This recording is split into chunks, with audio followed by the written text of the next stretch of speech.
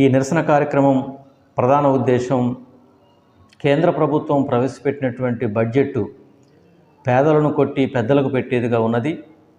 Corporate శక్తులకు అనుకూలంగా అనేక రాయితీలను బలపరిచింది.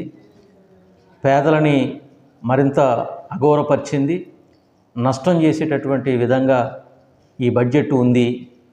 అందుకోసం బడ్జెట్కి ప్రత్యామ్నాయ ప్రతిపాదనలు 12 రకాలని ప్రతిపాదిస్తూ కేంద్ర వామపక్ష పార్టీలు దేశవ్యాప్తంగా ఈ కార్యక్రమం తీసుకోవటం జరిగింది. బడ్జెట్ ఆమోదం నాటికి వీటన్నిటినీ సవరణ చేసి బడ్జెట్ ఆమోదానికి పెట్టాలని చెప్పేసి ప్రజల పక్షాన సిపిఎం పార్టీగా మేము కోరుతా ఉన్నాం.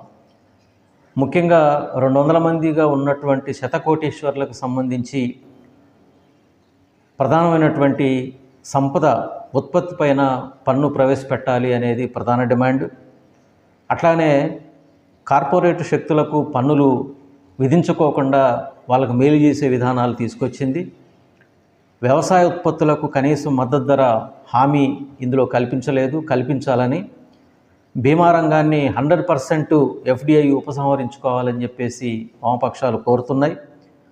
ప్రభుత్వ రంగ సంస్థలను ప్రైవేటీకరణ చేయటం, ప్రభుత్వ ఆస్తులను ప్రైవేటు వాటికి అప్పగించటం అనే విధానాన్ని ఈ బడ్జెట్లో ప్రధానంగా కేంద్రీకరణ చేయటం జరిగింది. దాన్ని ఉపసంహరించుకోవాలని, జాతీయ గ్రామీణ ఉపాధి హామీ చట్టానికి 50% నిధులు అదనంగా ఇవ్వాలని, 2,50,000 కోట్ల రూపాయలు ఇవ్వాల్సి ఉంటే కేవలం 86,000 కోట్లు మాత్రమే ఇందులో ప్రతిపాదించడం జరిగింది.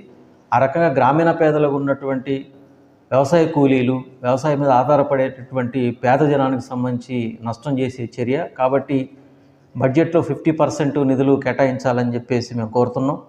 అట్లాగనే ఆరోగ్యం, విద్య దీనికి సంబంధించి జీడిపిలో 3% చొప్పున నిధులు కేటాయించాలని, ప్రజా పంపిణీ వ్యవస్థను బలపరచాలని, ఆహార సబ్సిడీలు పెంచాలని, ఎస్సీ ఎస్టీ అట్లాగనే మహిళలకు తర్వాత శిశు సంక్షేమానికి కేటాయింపులు పెంచాలని, స్కీమ్ వర్కర్లకు గౌరవ వేతనం కేంద్రం వాటా పెంచాలని, రాష్ట్రాలకు ఇచ్చేటటువంటి నిధులు వాటిని పెంచి ఇవ్వాలని, పెట్రోలియం ఉత్పత్తులపై సెస్సులు సర్ఛార్జీలు రద్దు చేయాలని, ఇటువంటి ప్రధాన ప్రత్యామ్నాయ ప్రతిపాదనలు ఈ బడ్జెట్కు ఇవ్వటం జరుగుతుంది.